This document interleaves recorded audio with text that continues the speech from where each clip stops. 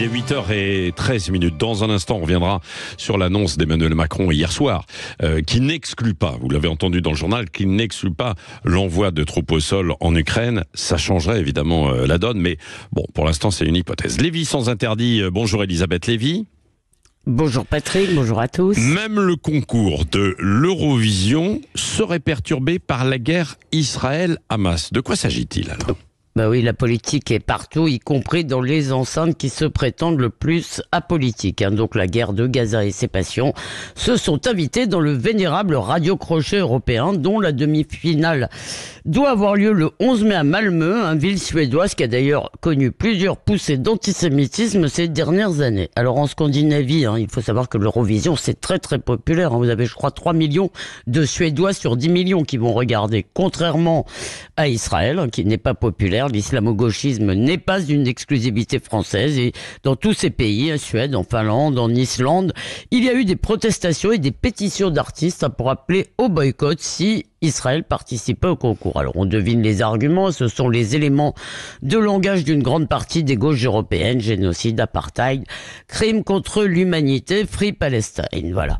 Alors à l'Union des télés européennes, l'UER, les représentants donc de ces pays du Nord réclamaient le bannissement d'Israël. Delphine Ernotte, qui dirige l'UER aujourd'hui, donc la française, a fait valoir qu'aucune des causes d'exclusion prévues par le règlement n'était réalisée. Et donc le front anti-israélien a trouvé un autre angle, c'est celui de la chanson qui est intitulée Pluie d'octobre, qui doit être interprétée par Eden Golan, et c'est une chanson disent-ils politique, ce qui est interdit par le règlement.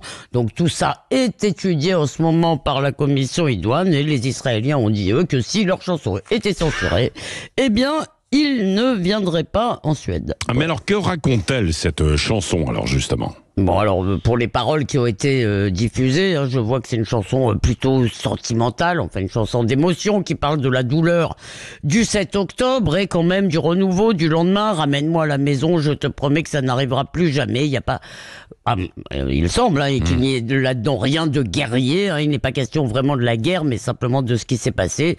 Et selon le ministre de la Culture israélien, ça exprime les sentiments du peuple. Alors la contestation de cette chanson, la contestation d'Israël à l'Eurovision ou pour les JO est quand même révélatrice du glissement d'une partie de l'opinion occidentale, comme aux États-Unis aussi d'ailleurs, qui juge la guerre menée par Israël comme si le 7 octobre n'avait jamais eu lieu, comme si Israël avait décidé un matin sans raison de bombarder Gaza.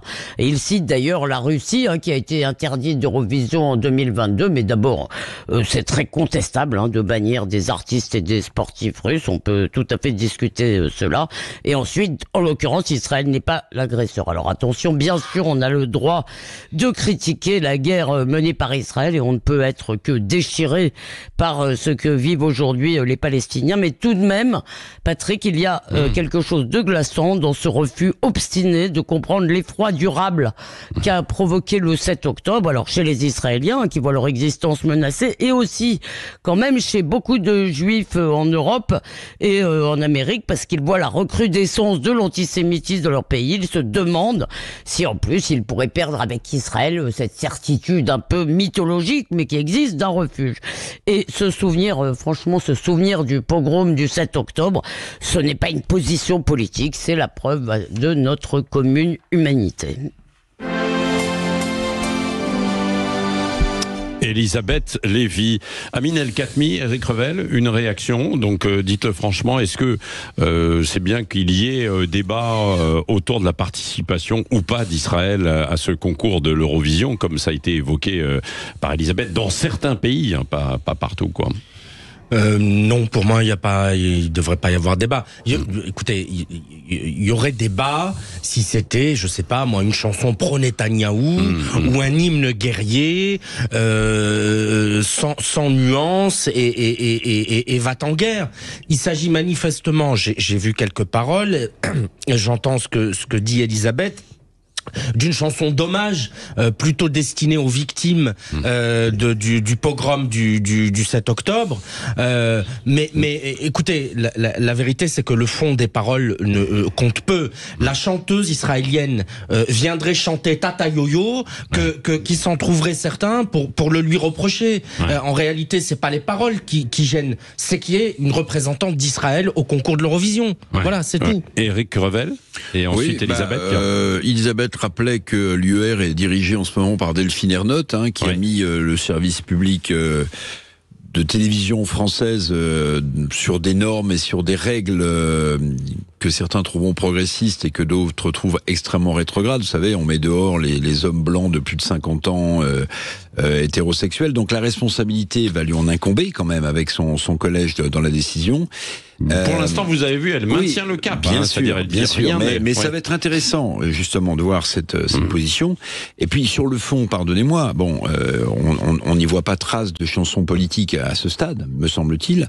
Et j'aimerais bien entendre aussi des gens de gauche, des créateurs de gauche, qui soutiendraient l'idée qu'on peut, d'un trait de plume, annuler une création, annuler la culture, c'est de la création, vous voyez.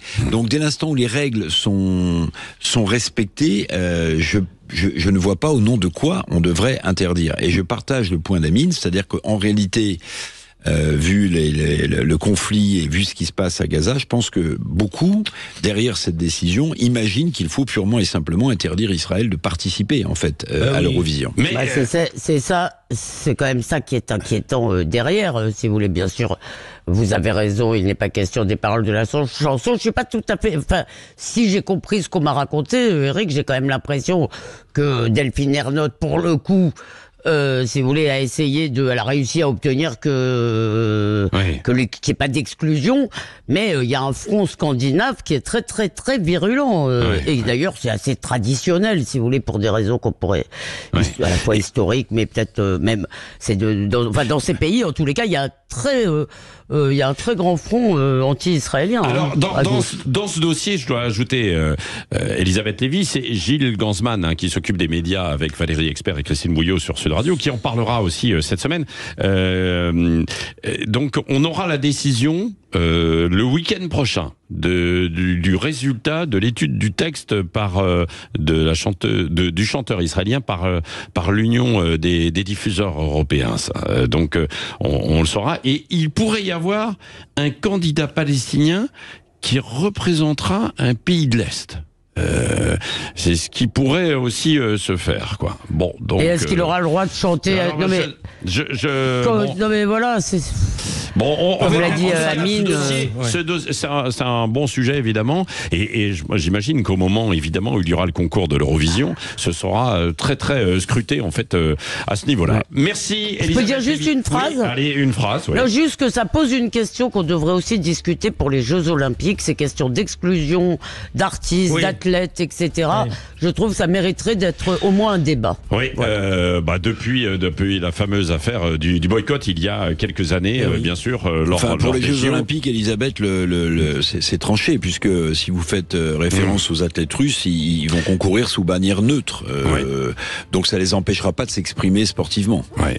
Bon, allez, dans un instant, on va parler justement de la Russie et de l'Ukraine avec ce qui a été évoqué hier soir par Emmanuel Macron, l'envoi de troupes au sol. Ce n'est plus exclu. Il est 8h22.